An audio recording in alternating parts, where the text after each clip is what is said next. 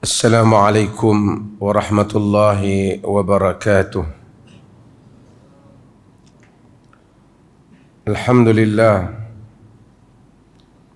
nahmaduhu wa nasta'inuhu wa nastaghfiruh wa na'udzu billahi min shururi anfusina wa min sayyiati a'malina. Man yahdihillahu fala mudilla lahu ومن يضلل فلا هادي له. أشهد أن لا إله إلا الله وحده لا شريك له وأشهد أن محمدا عبده ورسوله. أما بعد. Hadirin dan hadirat yang dirahmati Allah, kita sambung semula kuliah kita ni. Saya mohon maaf kerana 2 siri kuliah terlepas. Yang pertama tu saya ke Riau di Pekanbaru dan kemudian menjadi tetamu kepada Gubernur Riau. Kemudian saya ke Siak. Ini adalah rantau ataupun wilayah etnik Melayu di Indonesia. Indonesia ni banyaklah etnik dia, Jawa, Bugis, macam-macam, tapi ini dianggap sebagai etnik Melayu. Tadi dulu Yang Maha Mulia Pemangku Raja Tuanku Syed Faizuddin Putra telah mengisytiharkan bahawasanya perkenan untuk diadakan satu program besar yang tadi disebut sebagai pelancaran kepada Islam adalah identiti ataupun jati diri orang Melayu. Bukan orang Melayu tu jati diri Islam. Islam tu jati diri orang Melayu. Maksudnya orang Melayu seteruk mana dia pun, dia tak akan berpisah dengan Islam. Macam mana dia tersasul, dia tersilap, akhirnya dia kembali kepada Islam. Itu sepatutnya menjadi identiti kepada masyarakat Melayu. Cuma saya berbicara dengan Gubernur Riau. Saya minta sahabat-sahabat, teman-teman di Universiti Muhammadiyah Umri, juga Universiti Muhammadiyah Riau membuat kajian di atas apa yang dia sebut. Kalau di Malaysia ni orang Melayu ni tafsiran dia luas. Siapa saja yang beragama Islam, beradat dengan istiadat Melayu, berbahasa Melayu, dia orang Melayu lah. Tapi orang Melayu dalam arti kata keturunan ialah orang yang asal yang ada di tanah ni. Menariknya di negara kita ini ialah kita seperti mana yang pernah saya sebutkan, pernah melalui tempoh lama juga. Jika kita namakan dengan penjajahan, kita ada Portugis, pernah juga Belanda masuk sekejap di beberapa tempat, kita ada Inggeris yang lama, kita juga ada Jepun, kita ada, artinya hampir daripada tahun 1511 Alfonso telah melanggar Melaka sehingga pada tarikh berulang bertukar penjajahan yang berlaku. Ada sekolah missionary, ada pendakwah Kristian. Pun begitu, tidak ada keluarga Melayu yang dikenali telah menganut Kristian, tak ada. Orang Melayu pergi ke sekolah missionary, pergi ke konvent, pergi ke sekolah-sekolah lain, Saint tu, Saint ni, Saint Mark, Saint apa, tapi walaupun belajar ada sebelum assembly ada dibacakan Bible dan seumpamanya dulu, tapi orang Melayu tak ada lagi keluarga Melayu terkenal sebagai keluarga Kristian. Tonggang langgang macam mana pun, pergi mengaji di barat, rasa lebih orang putih daripada orang putih pun, pusing-pusinglah sekali dia kata dia Islam lah. Kan? Tak apalah. Jadi sukar untuk dirubah agama orang Melayu. Bukan orang Melayu tak pernah ubah agama, mereka pernah. Dulu daripada Hindu, empayar Hindu Melayu, mereka bertukar menjadi Islam. Once mereka telah bertukar menjadi Islam, mereka tak pernah lagi mengubah agama mereka. Tak apalah dia ada compang-camping di sana sini itu, tapi tetap mengaku mereka sebagai Muslim. Bangsa-bangsa yang lain, hatta bangsa Arab ada yang Kristian, hatta bangsa-bangsa yang lain, akibat datang daripada penjajahan, mereka mengubah agama mereka. Di Indonesia agak fleksibel. Walaupun hebat menentang Belanda, jauh Belanda datang. Netherlands ataupun Holland yang kita tengok tak ada apa. Saya pun pernah ke Holland. Taklah kecil saya negerinya, jauh datang dengan kapal-kapal menawan Indonesia yang besar. Beratus-ratus tahun lamanya berada di Indonesia. Pun mereka gagal untuk menukar rakyat negara Indonesia menjadi negara Kristian. Namun begitu ada etnik-etnik tertentu di Indonesia Kristian, bertukar agama. Saya dipahamkan oleh Gubernur Riau, tidak ada etnik Melayu yang dikatakan Melayu di Indonesia yang bertukar agama. Yang lain mungkin ada, Jawa mungkin ada, tapi Melayu secara Melayu tak ada. Jadi saya bercakap dengan dia tentang pentingnya untuk penegasan ini, bahawasanya Islam adalah identiti orang Melayu yang mesti dikekalkan. Dan Duli Yang Maha Mulia Pemangku Raja berkenan untuk, insya-Allah Gubernur Riau juga akan ke sini, seperti mana yang telah Tuanku isytiharkan tadi, untuk melancarkan tentang hendaklah Islam itu menjadi jati diri orang Melayu, supaya kekal Islam itu. Jangan terbayang anak Melayu itu dia nak tukar agama dah. Kalau ada satu dua orang kes terpencil manusia meletup fuse dia di sana sini, itu cerita lain lah. Tapi sebagai satu bangsa, keluarga Melayu tidak ada. Dan insya-Allah ini saya cerita sikit lah. Kita sambung semula hadis kita pada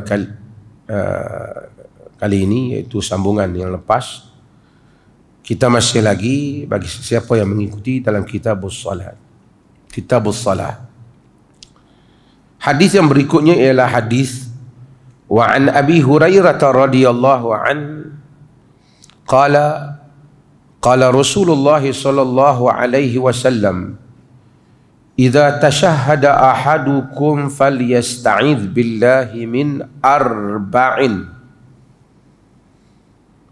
yaqul Allahumma inni a'udzu bika min azabi jahannam wa min azabil qabr wa min fitnatil mahya wa mamat wa min fitnatil masihid dajjal, muttafaqun alaih. Semua tentu ada kitab lah. Siapa tak ada kitab, ada kitab di sana. Bukan ada kitab lagi dia rak. Yang hafal tak payahlah, yang tak hafal juga.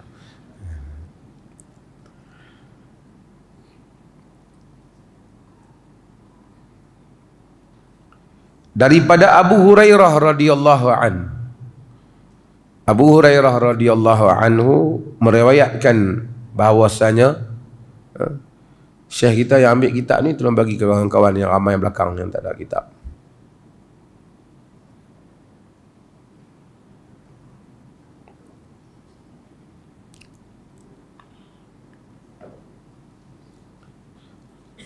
Hadis nombor berapa dalam kitab tu supaya beritahu dia orang.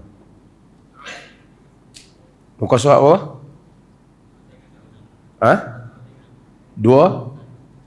176. Ini 176.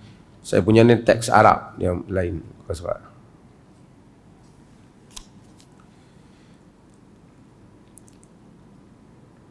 Daripada Abu Hurairah radhiyallahu an, katanya, qala Rasulullah sallallahu alaihi wasallam, bersabda Rasulullah sallallahu alaihi wasallam, idza tashahhada ahadukum, apabila seseorang kamu bertasyahud.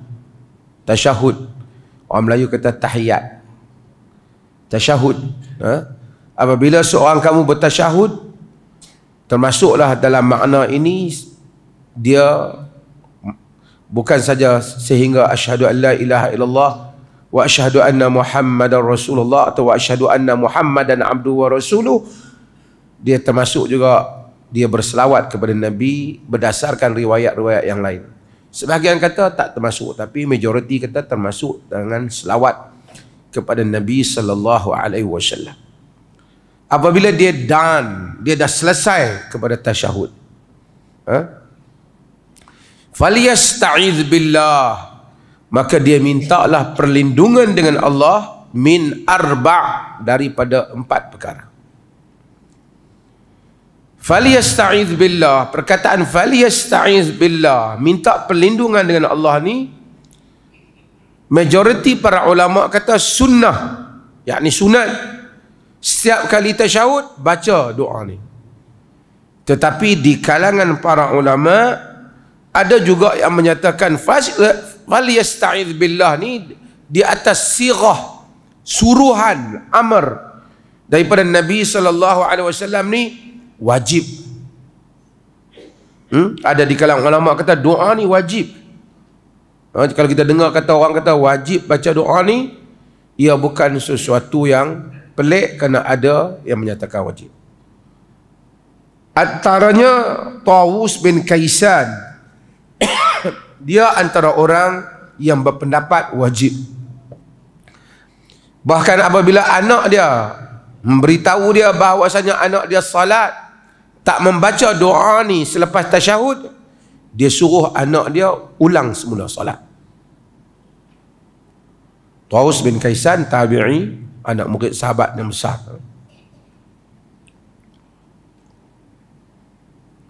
Bagi menunjukkan pentingnya doa ini, walaupun pendapat Tawus itu pendapat minoriti, bukan pendapat majoriti, tetapi pentingnya doa ni, di mana Nabi SAW suruh siapa yang tasyahud, Nabi kata baca doa ni, minta jauh dengan Allah daripada 4 perkara ni. Yaqul, Nabi SAW, yakni dia kata, orang yang solat tu kata, Allahumma inni a'udzubika min azabi jahannam. Ya Allah, aku mohon perlindungan denganmu dari azab jahannam, yakni neraka jahannam. Nanti kita akan syarah. Wa min azabi qabr, wa min azabil qabr, daripada azab, wa min azabil qabr, daripada azab kubur. 2. Wa min fitnatil mahya wa mamat, daripada fitnah mahya, masa hidup, wa mamat, masa mati.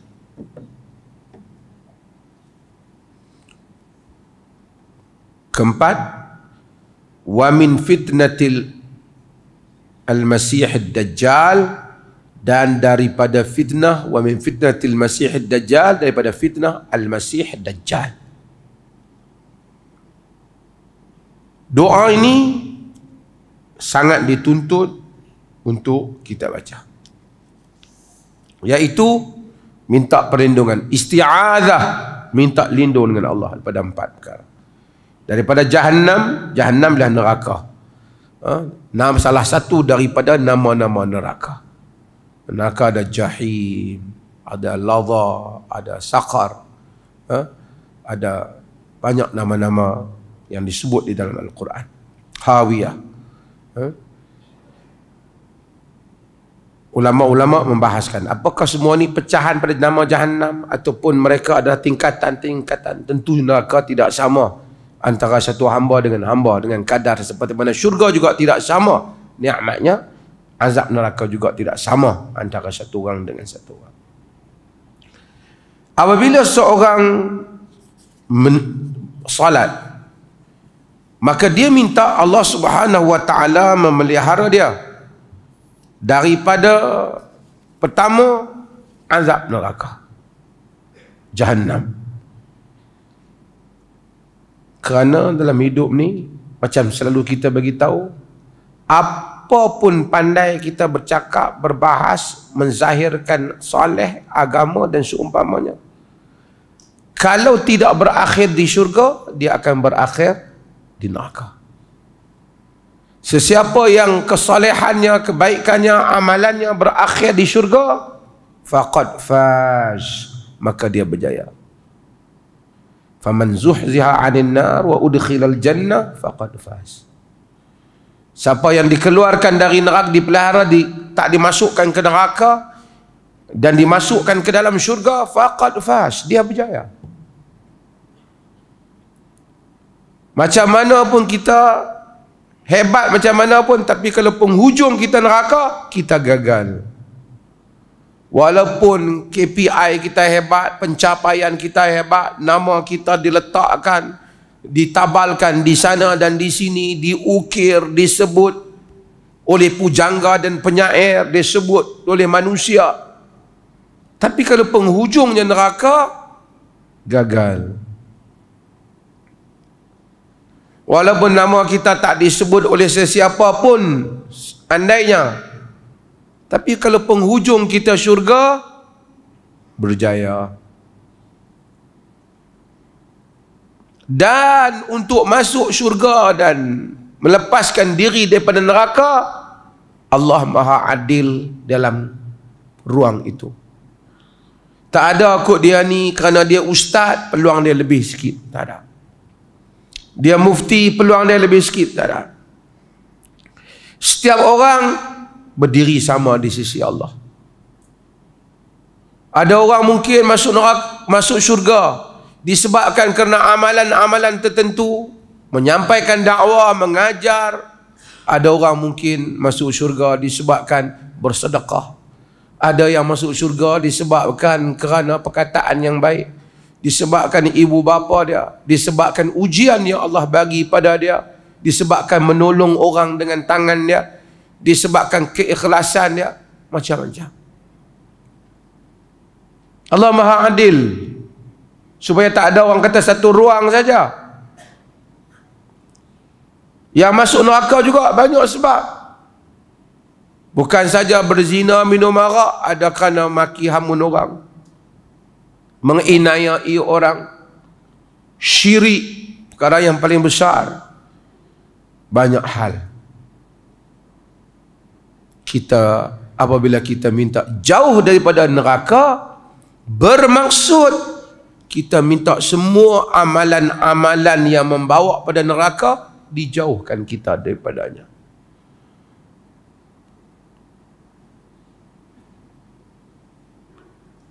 Apa yang mendekatkan kita pada neraka, kita minta jauh.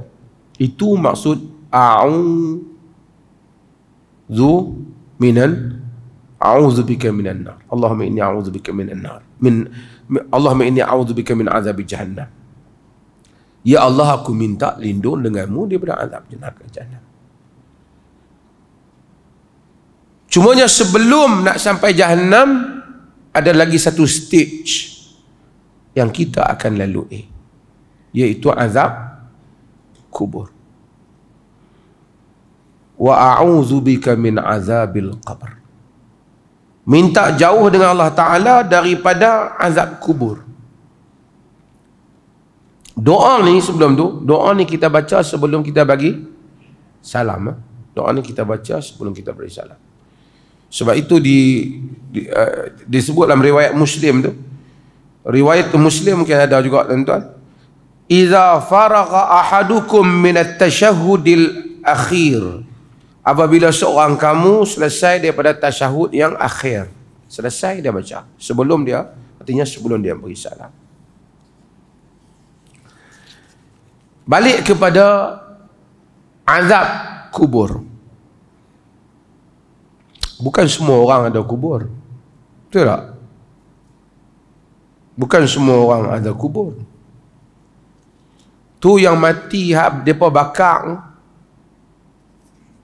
Lepas tu pergi buang di laut lah, buang di sungai lah, di angin lah. Dia sama dengan cerita dalam hadis yang kawan kita tanya tu. Yang hamba yang mati, yang dia bagi tahu anak-anak dah, idza mittu fa ahrikuni wa tahanuni wa zaruni fi riyah atau wa zaruni fil bahr. Apabila aku mati, bakar aku, haluskan mayat aku itu, biar buang ke dalam bahar, buang ke dalam laut. Sebab apa dia kata? Inni akhafu in qadira alayya rabbi la yu'adzibuni azaban la yu'adzibuhu ahadan minal alamin. Aku takut kalau Tuhan dapat tangkap aku, Tuhan azab aku yang dengan azab yang dia tak azab sesiapa pun di kalangan hamba dia.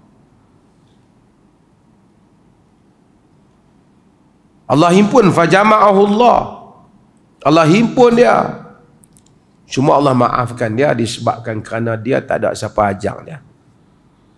Limadha fa'alt? Limadha sana'at? Mengapa kau buat? Pasal apa kau suruh buat macam tu? Khaufan min azabika ya Rabb. Takut azabmu, hai Tuhan. Ghafartuk. Aku ampun kau. Jangan kita fikir kalau itu, kalau kita bakar, Tuhan ampun lah. Hadis ni cerita sebab dia ni tak ada orang yang ajar dia agama yang benar. Pun begitu dia takut pada Allah Ta'ala. Dia takut pada Allah. Tapi nak ceritanya, bukan semua orang ada kubur. Habis itu macam mana nak datangnya azab kubur? Kubur ni perkataan bermaksud pada ghalibnya, pada kebiasaannya. Kita sebut kedai kopi, bukan mesti dia ada jual kopi lah, tapi kebiasaannya kedai macam tu orang kopi lah. Siapa pun mati di mana pun, yang akan Allah perhitungkan dia, azab kubur itu berlaku di atas ruh dia. Bolehkah roh sakit? Boleh. Siapa yang pernah mimpi, dia akan tahu pengalaman bagaimana dia sakit dalam mimpi dah. Sebagai Allah nak bagi tahu kita. Sebab tu Quran lebih detail di dalam nak sifatkan kita apabila berlaku kiamat kelak. Kita baca dalam surah Yasin, Allah kata apa? Wa nufikha fis sur fa idza hum minal ajdasi yansilu. Ditiup sur, orang terjemah bahasa Melayu sangkakala dia kata. Tiupan tu. Fa idza hum minal ajdas, dan maka mereka daripada ajdas. Tuhan tak kata daripada kubur, walaupun ada ayat lain Tuhan sebut kubur. Ajdas Arab ni jadas. Jadas ni apabila satu kuda tu dikeluar masa kemunculan awal tu, kan, satu dia panggil jadas Arab ni. Sebab itu tapak kaki kuda tu, hafir kuda tu jadas, yakni apa bahasa Melayu pun ada, kalau satu orang ataupun kuda tu masa awal dia melonjak keluar tu jadas. Minal ajdas, seolah-olah kita ni ditolak keluar daripada tempat kita apabila ditiup sangkakala. Fa idzahum minal ajdasi yansilu. Sebab tu bila Allah nak sifatkan kita keluar apabila berlaku kiamat kelak,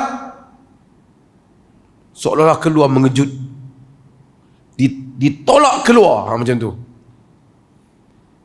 Keluar daripada ajdas seperti belalang yang bertebaran. Dia tak kata keluar daripada kubur, karena mungkin orang tak ada kubur, tapi dia akan ditolak keluar. Siapa pun kita. Kita minta. Apabila kita mati, kita akan melalui azab kubur. Kita ada mak ayah kita. Kita ada saudara-saudara kita. Bila kita kenang dan fikirkan, mereka sekarang ni dalam apa?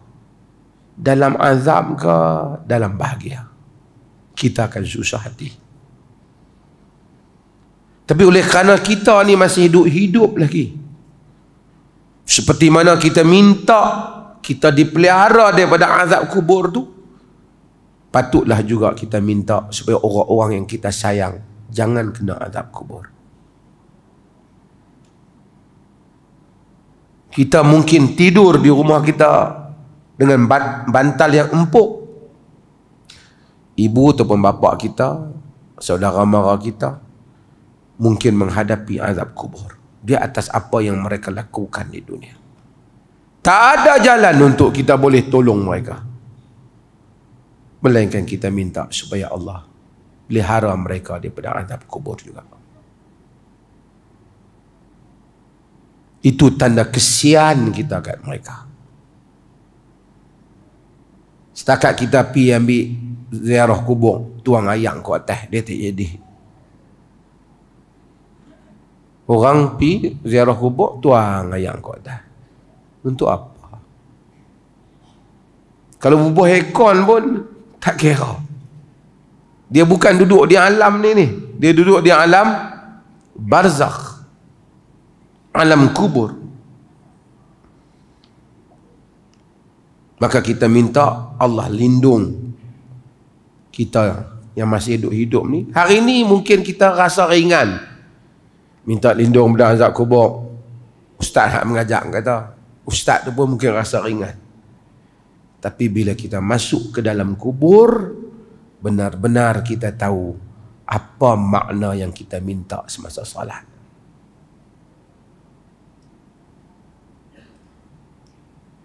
Apa makna kita minta masa salat? Manusia ni bila dia tak lalui, dia tak perasan.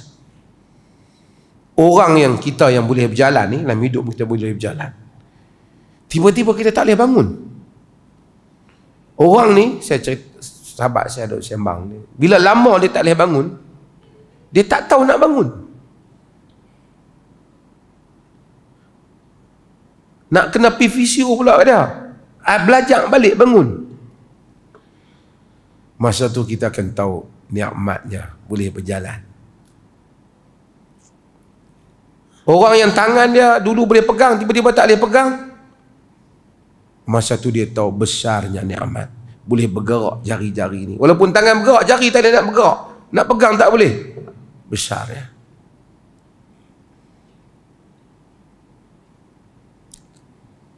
Saya tadi pergi doktor gigi. Bila dia cucuk kita, dia bagi kebas gigi kita. Kita punya kontrol kita ni tak bagus. Tak kuat. Jadi kita kumur. Orang kita kumur. Kita tak boleh kumur elok, keluar air tu. Kita rasa macam muka kita besar, dia tak besar lah. Sebenarnya kita rasa je. Sebab dia kebaskan mulut kita tu. Tapi kita tak boleh kontrol.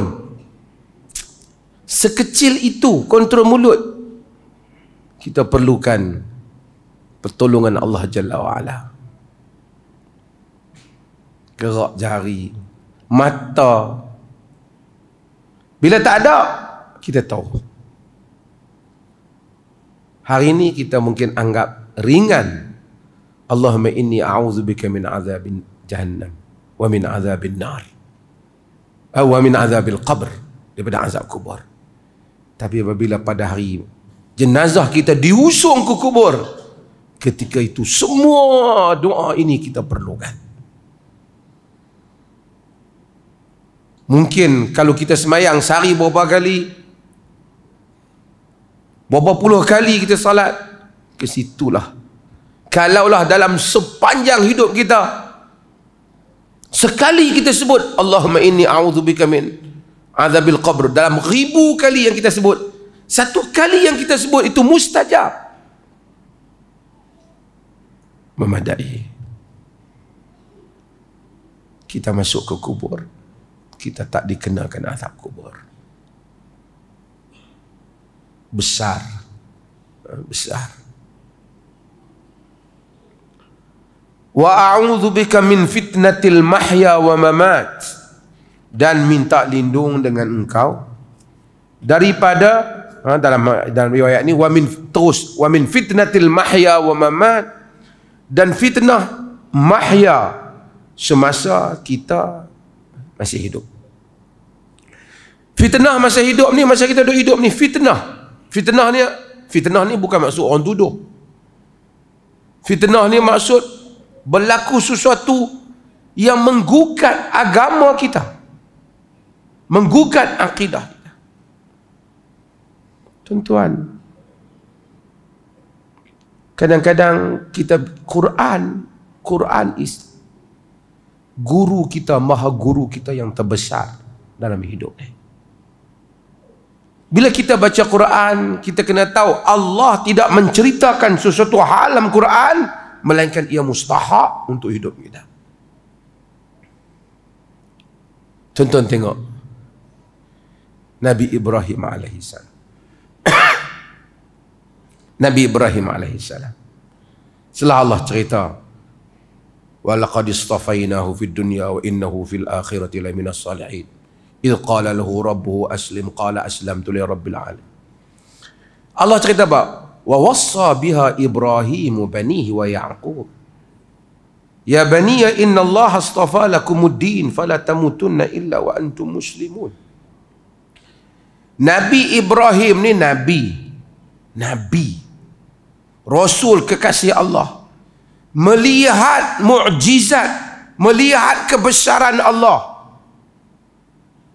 Bila dia tanya Allah, kaifa tuhil mauta, macam mana engkau menghidupkan yang mati?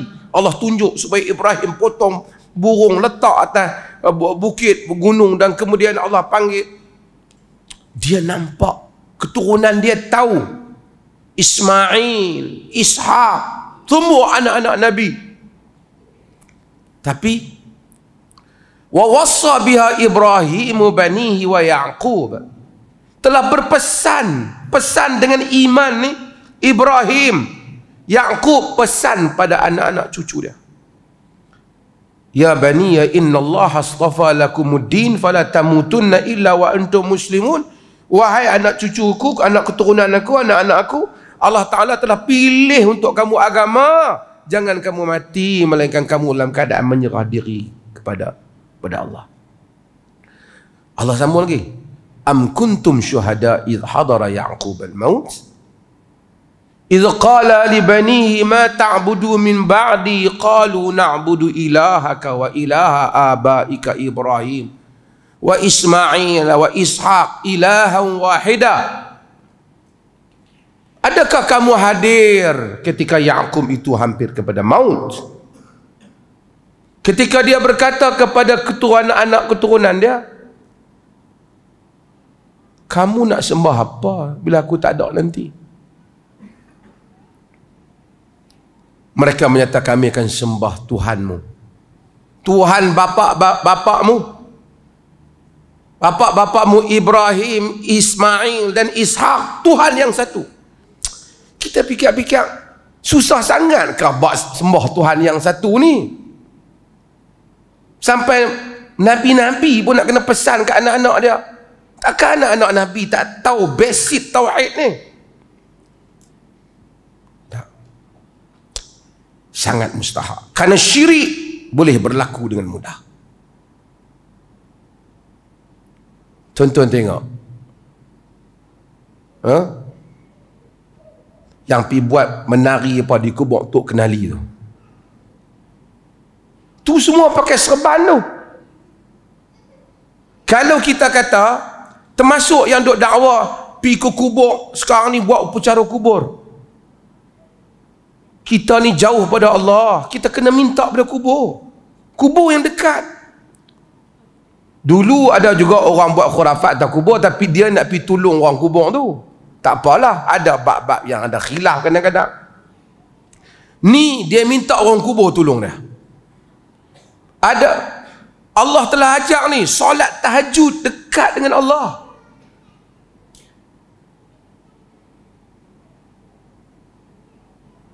Sahabat dah tanya dah, adakah min sa'atin aqrabu ilallah min ghairiha, adakah waktu minal ukhra, adakah satu waktu yang lebih dekat dengan Allah dibandingkan yang lain? Allah, Nabi beritahu, sulusul akhir, pada waktu fi jawfil lail, roh sujud dekat dengan Allah. 1/3 yang akhir malam dekat dengan Allah. Bacaan-bacaan tentu dekat dengan Allah. Semua hak Nabi cerita dekat dengan Allah, doa mustajab, semua dia tak mau. Dia duk kira kena pitang kubur baru doa kita jadi. Padahal agama, duduk di rumah kau, kau bangun tahajud, kau doa pada Allah, sampai pergi ke Mekah tawaf tak jadi, dia nak pergi cari kubur juga kot lerah tu. Dan semua yang dia pergi ni akan ada orang yang boleh justifikasikan untuk dia. Depa yang tak mau ni, depa ni Wahabi lah. Padahal dia kata kubur ni, ahli sunnah kita ni kena pergi minta buat kubur. Dia bubuh nama ahli sunnah pula. Dan orang yang pakai lebay, pakai apa, duka cita, pergi minta tu. Walaupun kita baca semua ayat Quran, Allah menempelak benda-benda ni. Walillahi dinul khalis, bagi Allah agama yang khalis. Allah cerita pula orang yang mengambil selain daripada Allah, liyuqarribuna ila Allahi zulfa, untuk dengan dakwaan untuk mendekatkan diri pada Allah. Allah cerita, Nabi cerita. Ada dalam hadis Ummu Salamah yang kita selalu baca, macam mana ulaika syirarun nas, syirarul khalqi 'inda Allah, mereka itu seburuk-buruk makhluk si Allah. Idza matu fihim ar-rajulu salih banau ala qabrihi masjidah wa sawwaru lahu tilka suwar. Bila mati, buat kubur di atas kubur tu, buat macam-macam tempat, sehingga akhirnya syirik. Demikian Allah cerita, demikian Rasul cerita. Hari demi hari kita akan tengok di tanah air kita ni, dia akan jadilah macam Pakistan, macam apa dah. Dia akan penuh di kubur. Dan setiap kali nak penuh, ada kepala-kepala tarikat ni akan kata, no. Ada syekh kita ni sekian, kata dia tidur di kubur ni lah, doa dia mustajab. Dan orang tak mau baca hadis-hadis kita. Dalam hadis pesan, kadang-kadang benda tak munasabah, tak munasabah. Macam baru ni saya sebut, benda tak munasabah. Satu hamba Allah, kononnya dia kata dia pergi ke kota Tarim di Yaman. Lalu dia tak mimpi Nabi. Lalu dia tanya Nabi, kononnya lah selama dia mimpi, dia tanya Nabi, pasal apa di Tarim Yaman dia tak nampak Nabi dalam mimpi?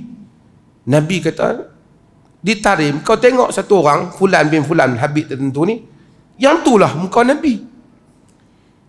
Padahal kita ada kitab Syama'il, kitab apa, telah menceritakan sifat Nabi, rupa Nabi, dibandingkan hamba Allah yang disebut tu jauh dengan sifat rupa Nabi yang disebut dalam hadis-hadis Nabi. Bukanlah kita hina rupa dia, tu kejadian Allah Ta'ala bagi. Kita pun tak serak. Tapi kenapalah kau kaitkan dengan wajah dia tu? Tapi dia percaya. Kalau kita kata, oh no. Nabi pun Allah bagi banyak version muka dia. Mungkin lah. Sebab ta'asub, buang nusus, buang nas agama. Sebab itu pentingnya. Dan yang termakan benda ni bukan mamat pi judi ayam ke, duk pi tikam loteri ke apa, tak. Ini semua yang bubuh lebay, tersasul, tersesat jalan. Bila kita faham hal ni, kita faham bahawasanya kejahilan satu, yang kedua kehendak kepada dunia, syahwah kepada dunia, dua, ini menjadi fitnah dalam hidup insan. Wa min fitnatil mahya,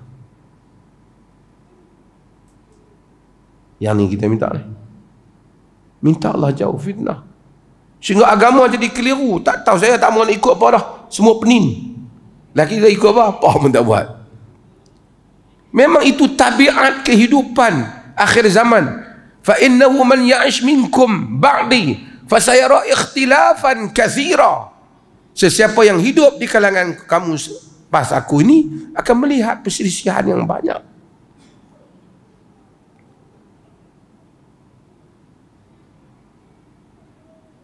Maka dengan itu, di samping kita mengaji, kita apa? Kita perlukan pertolongan Allah, doa. Ustaz, syekh, mufti ke siapa tak boleh memberikan petunjuk pada kita. Allah memberikan petunjuk pada siapa yang dia kehendaki. Kita minta. Fitnatul mahya wa mamat, dan fitnah mati. Mamat ni khilaf para ulama. Masa bila fitnah? Adakah azab kubur? Azab kubur dah taklah. Mereka kata mamat ini maksud fitnah semasa kita nazak, hampir nak mati, ketika itu syaitan datang mempengaruhi kita. Dia cari, orang kata potong tangkona. Dia cari ruang masa tu yang mana orang lain tak nampak, kita nampak. Jika akidah kita tidak jelas, pegangan kita tidak jelas, tauhid kita tidak jelas, kita akan termakan dengan dia. Pada saat itulah kita mungkin akan mengakui apa yang tidak patut kita akui. Sehingga dikatakan Imam Ahmad yang hebat tu, ketika akhir hayat dia macam pitam, kemudian sedar balik. Orang bertanya kenapa dia berbicara, dia kata dia melihat syaitan menyatakan, wahai Ahmad, aku gagal untuk mempengaruhi engkau semasa engkau hidup. Nabi Ahmad kata, belum lagi, aku belum mati lagi.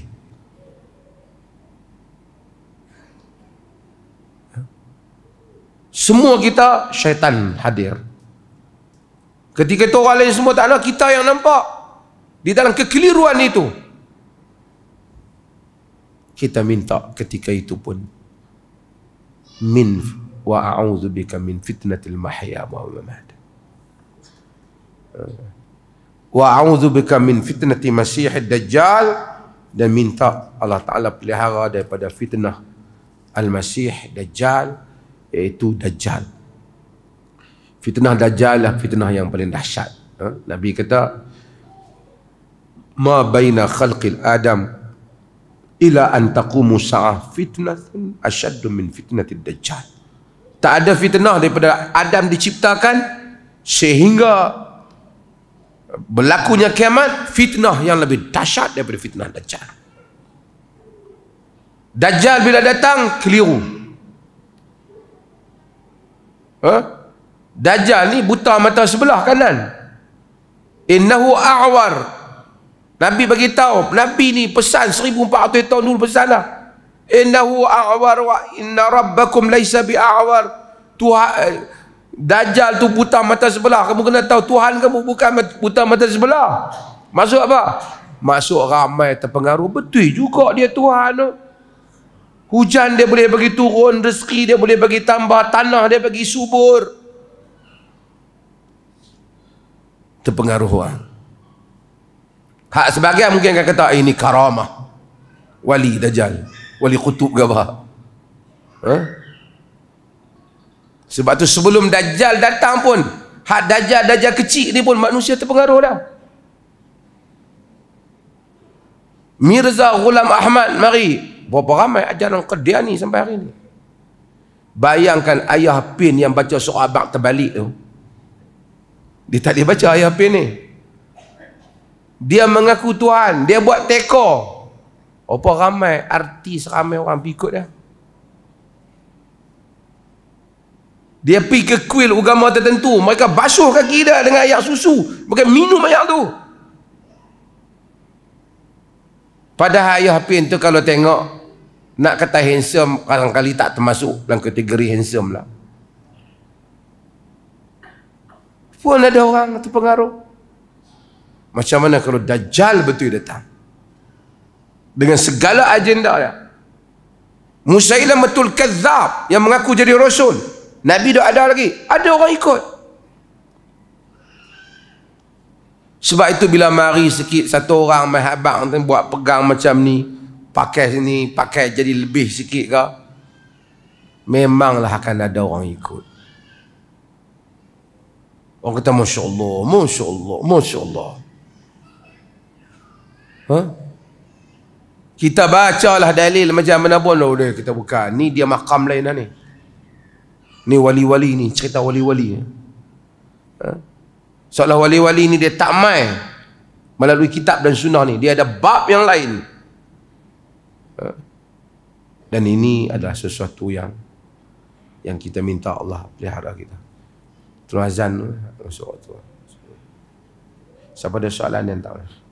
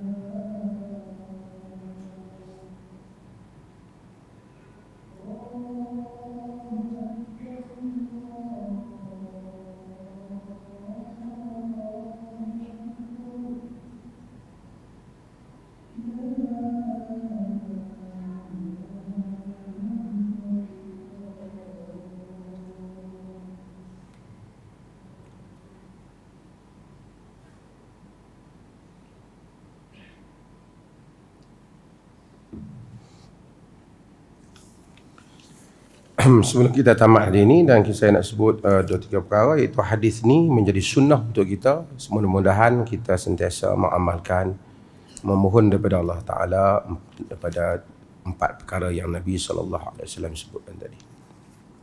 Ada beberapa perkara saya nak sebut di sini dan jawab soalan-soalan. Seorang jiran di taman kami mendakwa dia sakit disihir dan rumahnya ada gangguan. Gangguan apa ni? Jin. Gangguan ni macam-macam lah. Burung pun ganggu, cicak pun ganggu kan. Dia pun pasang PA system. Oh, dahsyat.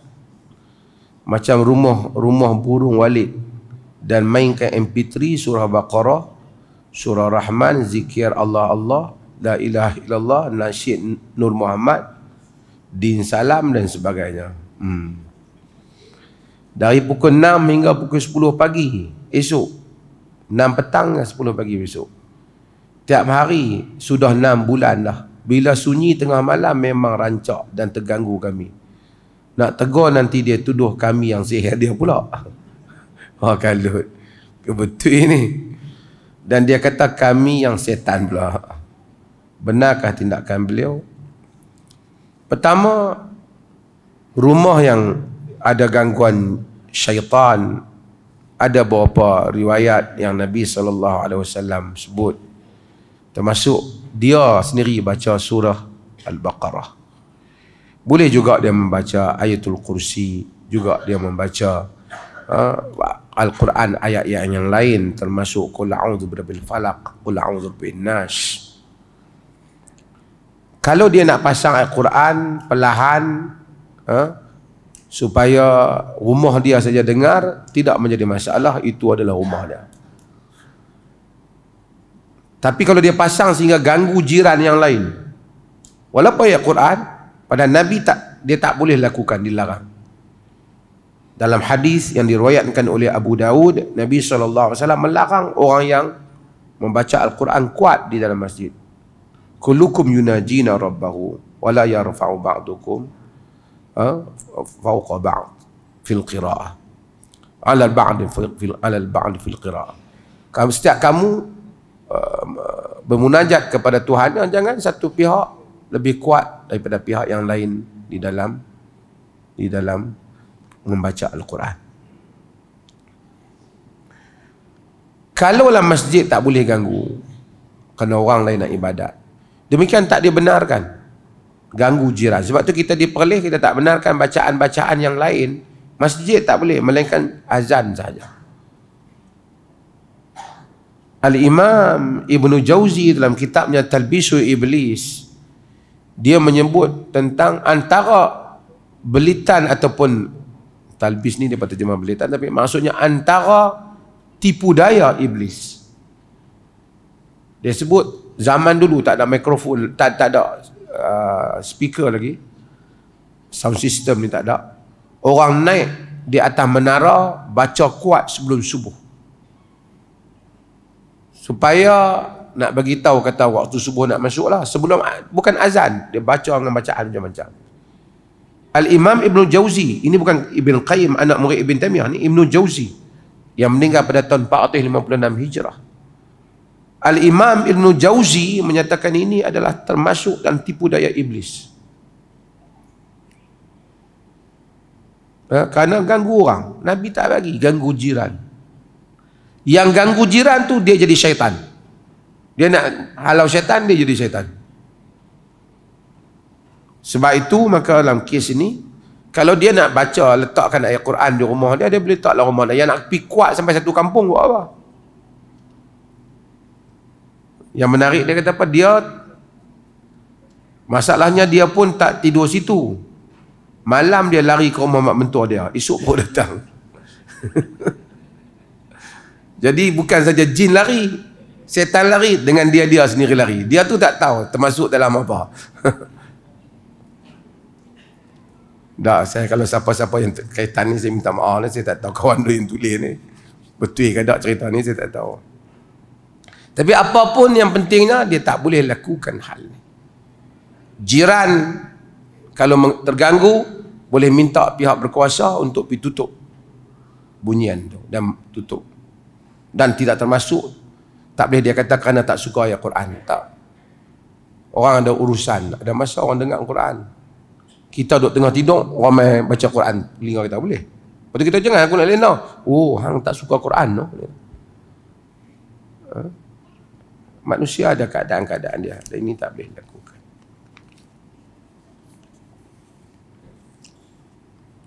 Soalan ni, makmum bila masuk solat masa imam rukuk, apakah dia kena takbir ihram atau takbir intiqal? Bila imam rukuk, kita masuk Allahu Akbar, takbir itu ialah takbiratul ihram. Yang tu wajib. Kemudian lepas kita takbir tu ihram, kalau kita nak takbir lagi sekali nak rokok boleh, mustahab ataupun sunat untuk kita. Takbir intiqal ni majoriti para ulama kata disunatkan. Di dalam mazhab Hambali dia wajibkan.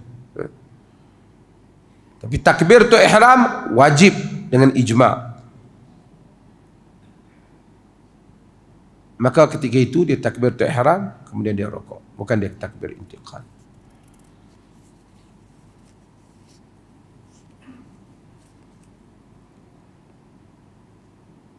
Perlukah memanjangkan salat 2 rakaat sebelum subuh atau ditunaikan dengan cara yang ringkas? Pertama, 2 rakaat sebelum subuh, 2 rakaat sebelum subuh, sebelum kita salat subuh, qabliyah lah, sangat dituntut. Khairun minad dunya wa ma fiha, raka'atan, 2 rakaat, raka'atal fajr, 2 rakaat qabla fajr tu Nabi SAW kata sangat lebih baik daripada dunia dan segala isinya. Nabi ini apabila dia bermusafir, dia tak tunaikan semayang solat rawatib yang lain, tetapi dia tunaikan solat 2 rakaat sebelum subuh. Dia tak tinggal. 2 rakaat sebelum zuhur, 4 rakaat sebelum zuhur tu tidak, dalam riwayat Nabi tak buat kalau musafir. Tapi kalau dia baginda musafir, 2 rakaat sebelum subuh tetap Nabi SAW buat, lakukan. Aisyah radhiyallahu anha di dalam hadis menyatakan kana an-Nabi sallallahu alaihi wasallam yukhaffifa raka'atain allatain qabla salati subh.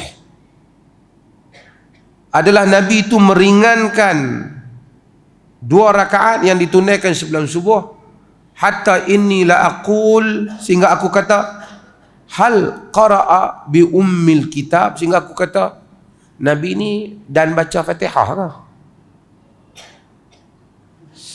Kata Aisyah.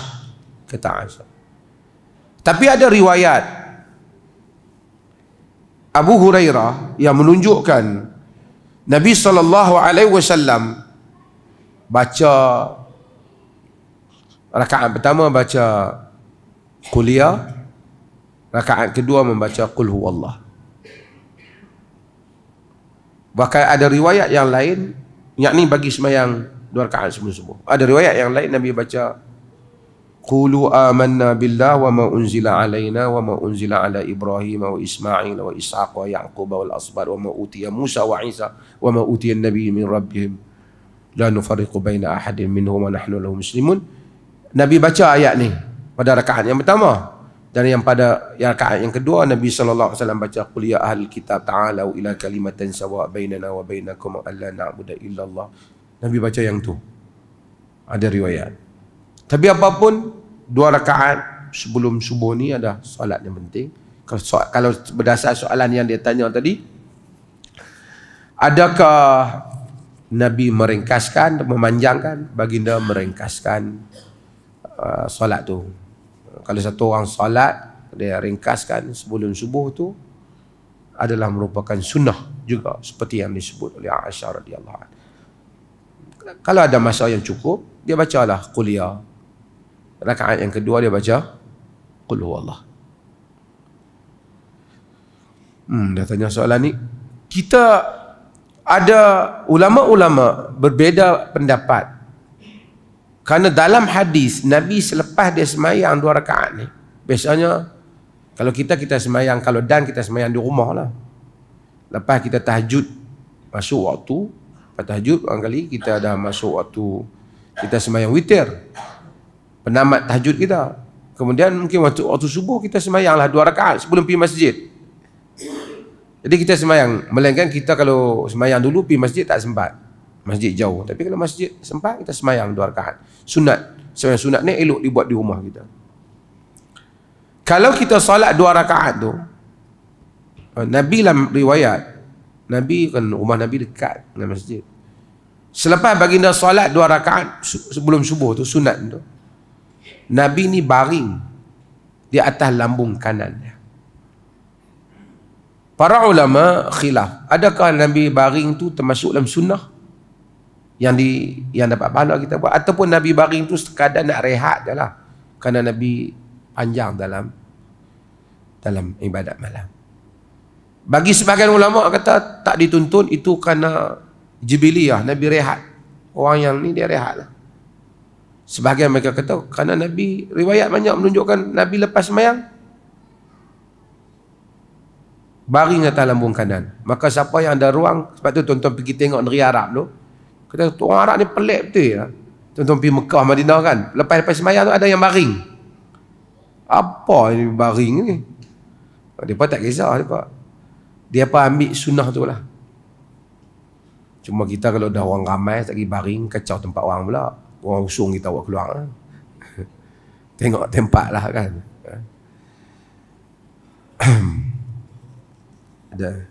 Kita ada pelancaran ni kan.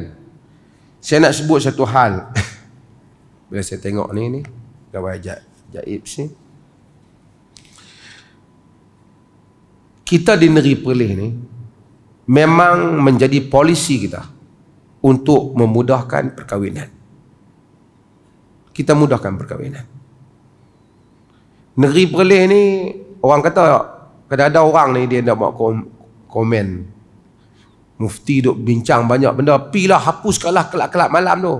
Hang pi hapus di negeri hang lah, negeri ni tak ada. Yang seronok tu dia pakai mengaku wali sunnah kuat tu. Negeri dia penuh dengan Genting Highland.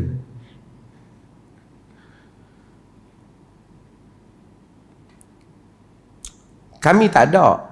Rumah-rumah urut pun alhamdulillah dengan kurniaan Allah tak ada setakat ni. Pusat-pusat judi pun tak ada. Kerajaan negeri pun ada hak kecil-kecil ni.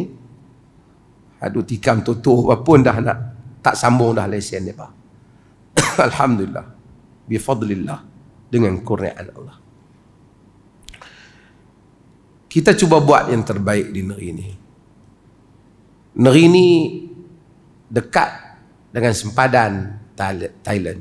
Ramai orang berkahwin di Thailand. Beratus pasangan kahwin di Thailand sebulan. Tuan-tuan tahu? Tuan-tuan pernah pergi try? Jadi negeri Perlis, kita mudahkan urusan orang kahwin dengan 2 cara. Pertama, jika dia mai kahwin di negeri ini, mudah. Sekalipun dia kahwin nombor 2 ke nombor 3, kita tak kisah.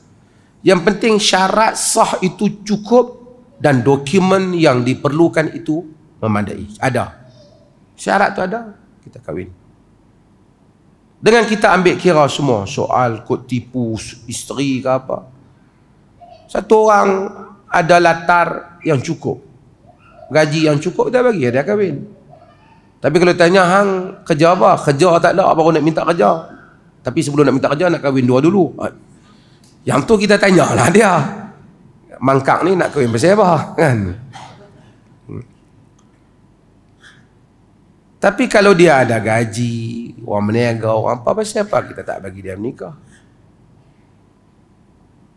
Satu lagi cara, orang pergi menikah di Thailand. Di Thailand tu yang bagi menikah dia pun badan agama dia juga. Dia bukan bagi menikah tu, dia ambil kira soal syarat. Wali, kadang-kadang orang yang menikah 2 ni, hak pihak perempuan tu wali dia memang bagi. Yang dia pergi menikah Thailand pasal apa? Takut bini di sini tak bagi. Dia baru ada ilmu berani kahwin, belum ada ilmu berani habang kat bini. Jadi dia pergi kahwin di sana. Soal dia tak berani habang bini cerita lain lah, tapi dia kahwin sah lah. Wali dia ada, saksi dia ada, sah lah perkahwinan dia. Orang kata sana wali Siam, tak, wali dia. Sama ada bapak dia pergi ataupun bapak dia bagi surat, abang dia bagi surat, dia mencukupi syarat. Bukan mereka sana main nak kahwin, beratok nikah, mereka tanya semua tu. Kami pergi dah bincang dengan mereka.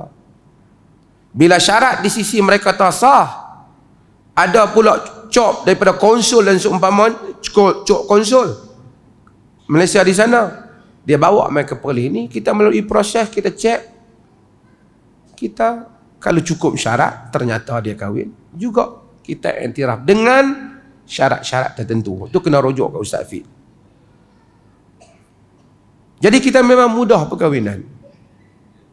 Jadi tak usah ada orang tanya apa siapa boleh mudah perkahwinan, jangan tanyalah. Memang polisi kita kena kahwin sunnah dan benda halal. Ada beberapa pihak saya nak bagi tahu. Pertama, saya nak habaq lah.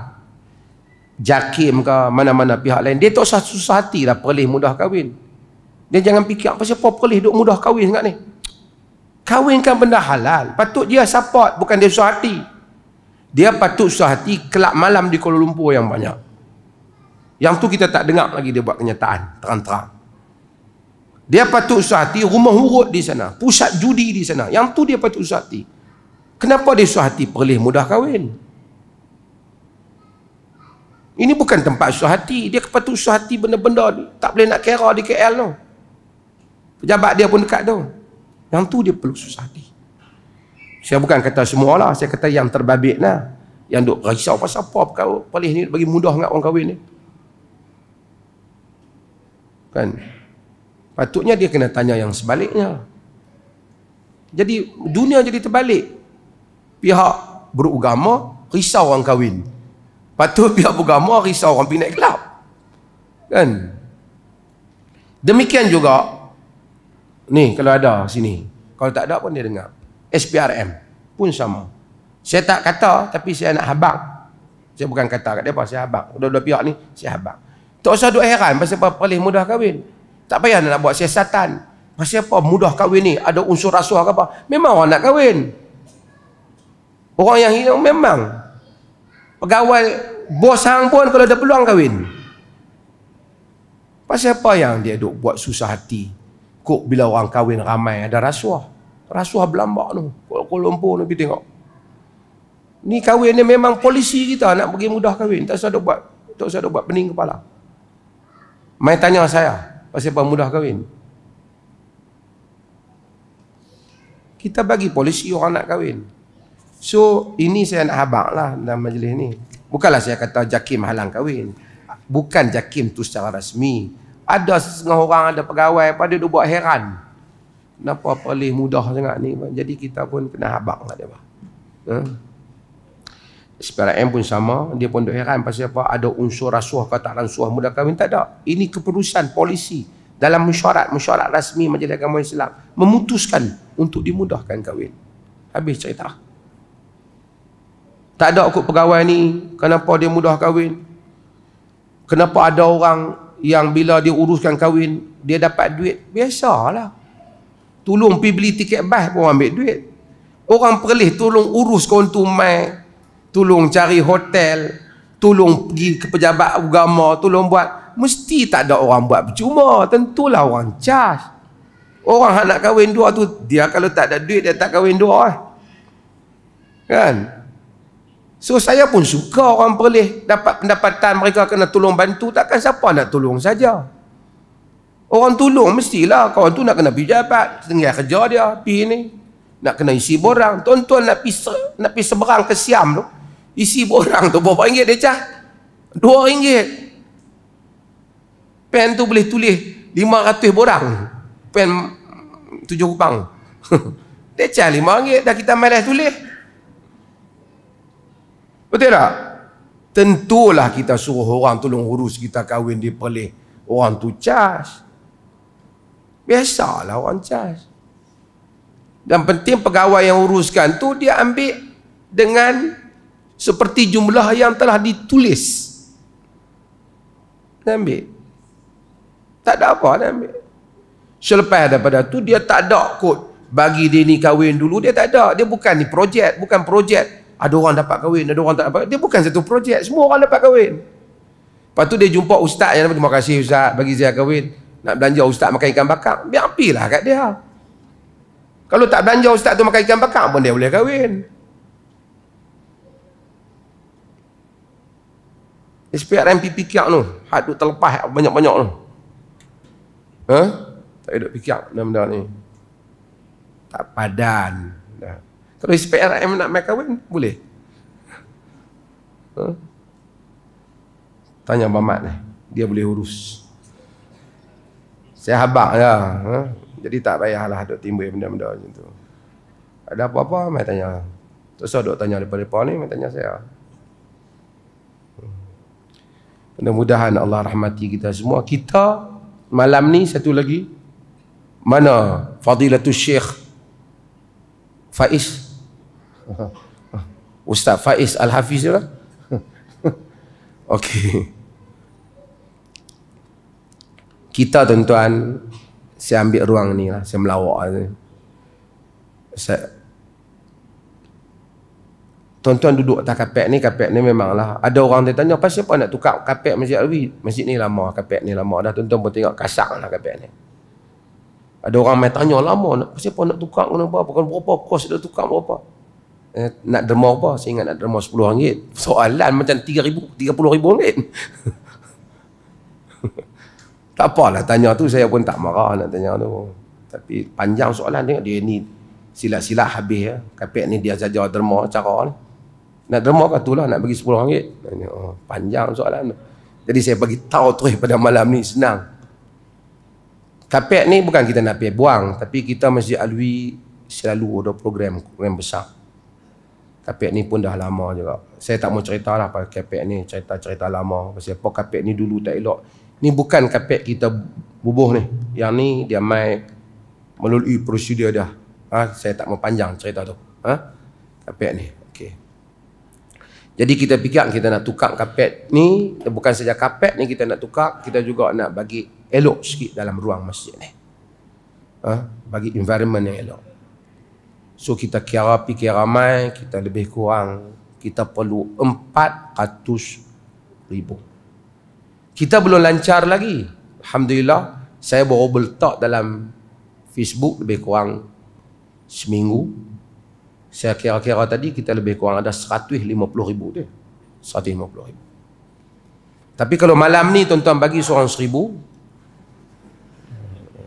kita akan ada masjid ni 4 saf, 1 saf 1 orang, 4 saf 400 orang. Kita akan ada lebih kurang 500,000.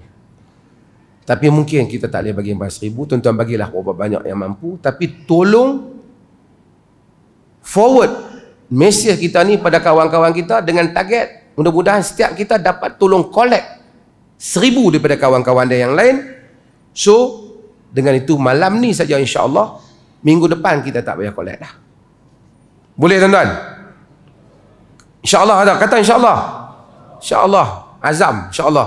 Tak payah keluar 3 hari. Forwardnya. InsyaAllah. Dan mana yang saya nak lancar? Tabung ni insyaAllah. Ini bukan apa, sebagai gimmick je lah. Nak bagi semangat tuan-tuan semua yang ada malam ni. Jangan bubuh kitab tu. Bubuh duit. Kitab tu hak masjid punya. InsyaAllah terima kasih banyak. Mudah-mudahan Allah rahmati kita. Allahumma ati nufusana taqwaha wa zakkiha wa anta khairu man zakkaha anta waliyuha wa maulaha. Wa sallallahu ala nabiyyina Muhammad. Alhamdulillah.